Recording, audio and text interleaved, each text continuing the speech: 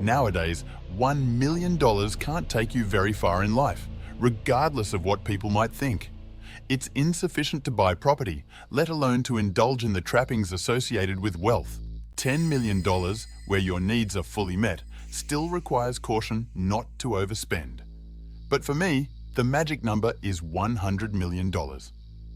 What can you do with $100 million that $10 billion can't? Surprisingly, quite a lot, and that's what we're going to explore today. Being a millionaire is no longer as glamorous as it used to be. When evaluating the value of your net worth, it's crucial to consider everything on the same scale, such as your potential annual income based on the return your assets could theoretically generate. After all, if you start spending the principal, your millionaire status will soon disappear. For example, if you invest $1 million in the safest CD available, you could, with luck, get a return of 1% per year, which amounts to modest $10,000. Even with a larger amount, let's say $5 million, and being willing to take a moderate risk by investing everything in the stock market, where you could, with a lot of luck, get a return of 5% per year as a sustainable annual withdrawal, you would still be generating only $250,000 per year. Deducting taxes, being optimistic, let's consider a tax rate of 20%. You would be left with $200,000. With this amount, you can certainly rent a nice apartment or pay the mortgage on $1 million home. It would also be possible to enjoy nice vacations every year and perhaps even pay the tuition fees for 1 or 2 children at a private school.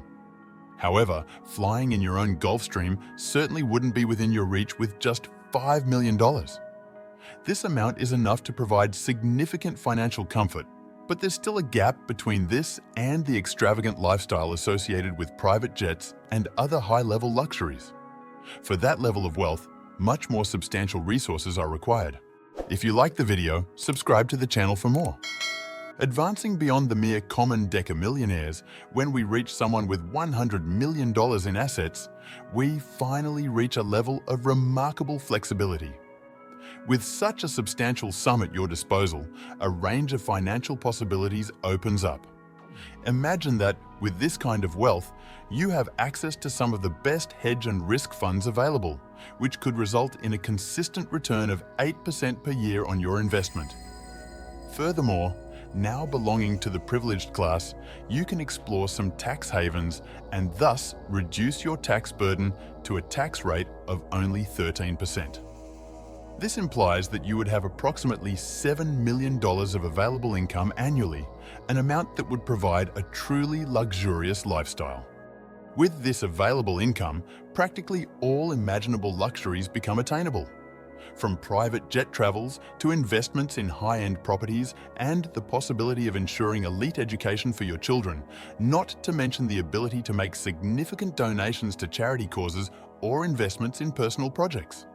In short, with $100 million in assets, you not only achieve a position of financial comfort, but also gain considerable freedom to shape your lifestyle as you wish. At this level of wealth, the world is practically at your feet. You can almost fulfill any desire that comes to your mind.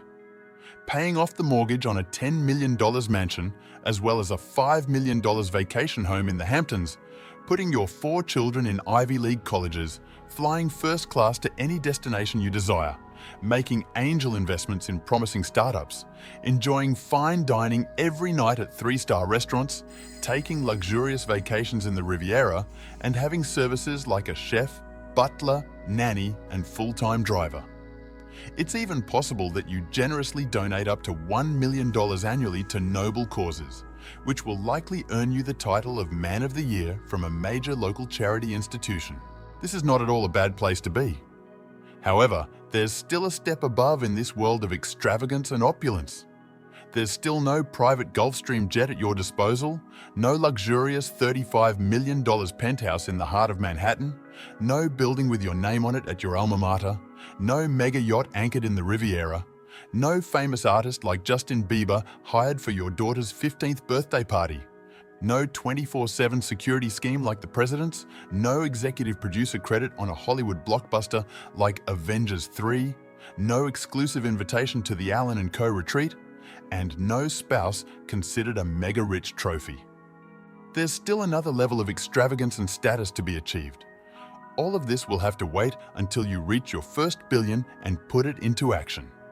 Let's suppose that with proper portfolio diversification, you finally achieve the status of companies like Google or LinkedIn, allowing you to comfortably plan returns of over 10% per year from your investments, all professionally managed. And now that you've become an oligarch, let's imagine that your financial experts will find ways to reduce your net taxes to less than 10%. A rather difficult feat for a large portfolio, but let's assume your experts are exceptionally creative. This means you'll have about $100 million per year after taxes, and finally, you'll be able to buy all the things you've always dreamed of. While it may not be possible to pay cash in the same year for both the $85 million pied-à-terre in Manhattan that a Russian bought for his daughter and the $150 million mega yacht of the Sultan of Dubai, you'll be in a rather favorable situation. But is life so different for those with $100 million and $1 billion? Absolutely not. Any rational observer would notice the differences and consider them overall quite small in the broader context. The additional advantages that this extra digit buys you are valued only for the status they demonstrate in your bank balance. Though ego and competitiveness are real factors, especially in this social circle, any sensible person would consider the acquisitions of the richest person as excessively insignificant. So, you might have the residence in the best location on Kukio Beach, Kona, instead of being slightly further away. You might have seats courtside instead of in the corners.